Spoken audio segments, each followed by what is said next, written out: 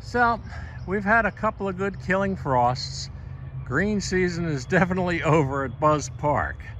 We're going to go back and we're going to see what supplies are left on the hives and put a little sugar on.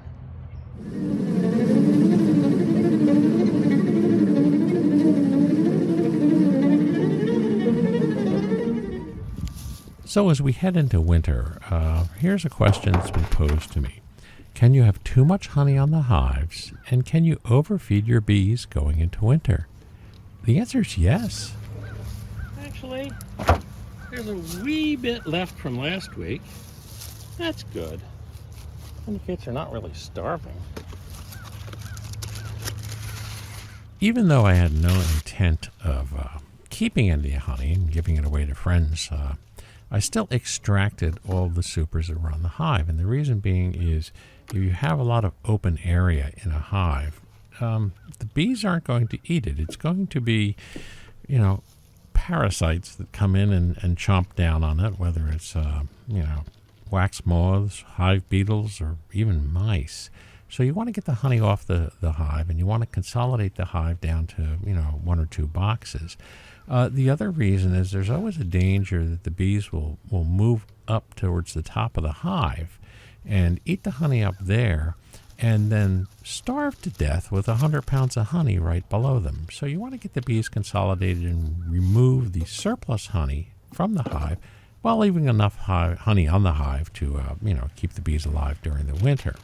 As for overfeeding the bees, one thing you don't want to do is encourage too much brood rearing in the fall. I mean, as beekeepers, we love to see brood in a hive, but let's face it, the bees know what they're doing when they par down for winter and the queen virtually stops laying.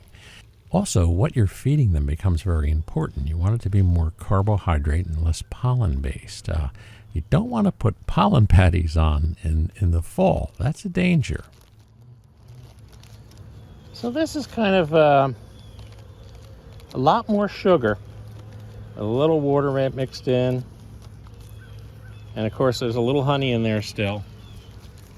So they should be a little happy with that, I would think.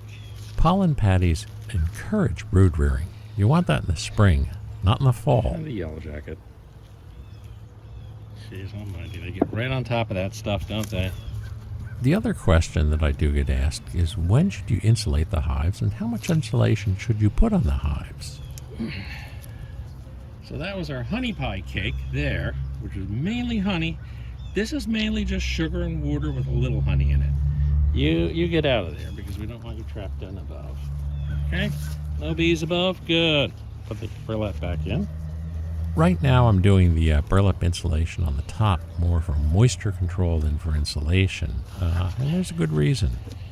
That's a reasonable uptake. It's not a crazy uptake like you'd expect if there was some starvation going on. So I'm happy with what I see on this hive. Move on to the next. If the bees are too warm, they'll be too active. They won't cluster. A little more moisture on the top, you expect it. We've had some solid freezing days. Again, there's a little bit left in there. The result of that is that they'll consume a lot more food. And there's another danger. See, they eat the honey out. The sugar, not so much. Now, as the winter progresses and they get hungrier, they'll eat that sugar just as readily. If the bees are not clustering and they think it's warm because the hive is very warm, they'll go out on cleansing flights on days where it is too cold to get back to the hive. So you'll lose a lot of bees. Yes, they're supposed to take cleansing flights on warm days, but if it's too cold and the hive is too warm, they'll leave the hive thinking it's okay to take a cleansing flight. They'll chill, drop to the ground, and die. In addition, if the queen is still laying a little bit too much brood, what can happen is there's not enough of a cluster to cover that brood, and a lot of it will die as well. And now you have a health issue within the hive of dead brood that they really can't deal with. Now, I just mixed this up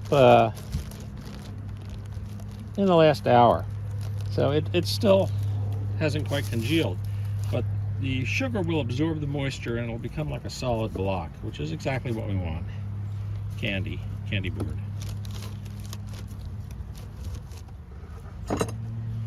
Water collects on the inner cover from condensation, and rather than have it drip down on the bees, it drips down on the burlap. When this gets too wet, we'll just take it out and we'll replace it with new burlap.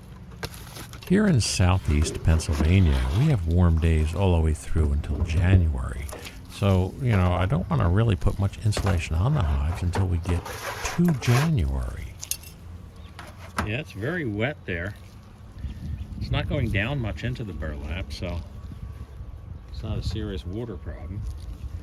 I'd rather have it here. There's still going to be enough water in the hive collecting on the sides for the bees to drink if they need to. I will put a little painter's tape around any cracks that I see between the hive bodies. Now this is a smaller colony. And as you can see, there's still quite a bit of the food from last week. I mean, they ate a lot of it, but there's still a lot in there. So it might be tricky getting extra sugar in there, but that's okay because they're eating this. Now, if we do get a forecast that says we're going to be dropping into, very, very deep cold for a while, freezing temperatures around or below 20 degrees Fahrenheit for an extended period of time, that's when you go out and insulate the hives. That's when you want to, let them maintain the warmth. The inside of the hive is not going to get warm enough for them to take cleansing flights, and there's a curve above freezing where the bees become active and consume a lot of food. And there's also a bottom end to that. If you get below a certain temperature, they start uptaking a lot more food. But there's a sweet area right between the two where they don't consume too much. They're not hibernating, but they're not consuming, much food. And that's the ideal temperature for the hive. Yes, they can escape through the bottom, so I'm not suffocating them. There's a gap between these screens. Beekeeping is a very hands-on business. Even in the winter, you have to keep an eye on what's going on as far as snow blockage on the hives, as far as temperatures getting too super cold. However, the general, inspections are not going to occur, though you might have to go into a hive if you think you have a dead out and take care of that. But you're not going to be going in a lot, so we're probably not going to have as much with regards to videos during the winter as we do during the summer. I'm probably going to post a couple of videos that cover maybe some of the other stuff that I'm doing. Last year I covered a little bit with regards to pinball machine repairs, which I'm involved in, that along with jute boxes and the bands and what have you. So there'll be some content there, and certainly if there's something going on with the bees, you'll get a video on that. But let's face it, in between now and mid-February, there just isn't too much that's going to be happening out in the bee yard. Other than keeping an eye on the hives and making sure no animals dump them over to try to get the honey out to eat it, that is always a concern. So we are entering the cold season, winter, with 7 hives, and I think 5 of them are viable. You just never know with bees, and we'll see what happens. They are able to eat through wax paper. There are 2 parameters that you can use to determine hive health without opening the hive up during the winter. The first is to look at the amount of dead bees around the front of the hive. Any hive that has population in it is going to have some dead bees that they pull out during the winter. If you don't see any dead bees, you may have more dead bees than you think. So some of it is squished above the screen. The second is moisture and warmth. If you open it up and there is no moisture in the burlap, that's a danger sign. And of course, if there is no warmth, that's a danger sign as well. However, that's not an absolute check. Sometimes they cluster so tightly. This screen is on in the wrong direction, sadly. Well, yeah, I think I am going to reverse it. It's either now or later, so... Last year, I was so sure I had a dead-out hive that I started to disassemble the hive to put it away for storage. And after about the 3rd super, oops, there was a ball of bees inside. Now that we have the clearance wasn't there before, so it was coming up through the screen.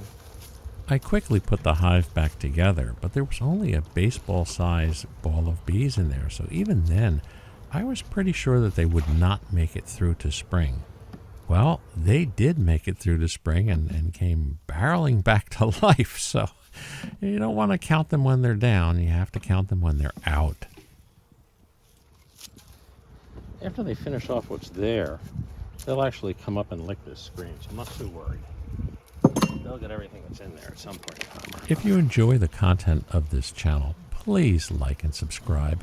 It really is important to me. No, girl. Come on. Come on.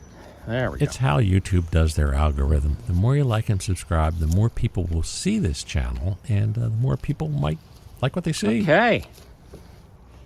So, all the hives are actively eating. That's a good sign. And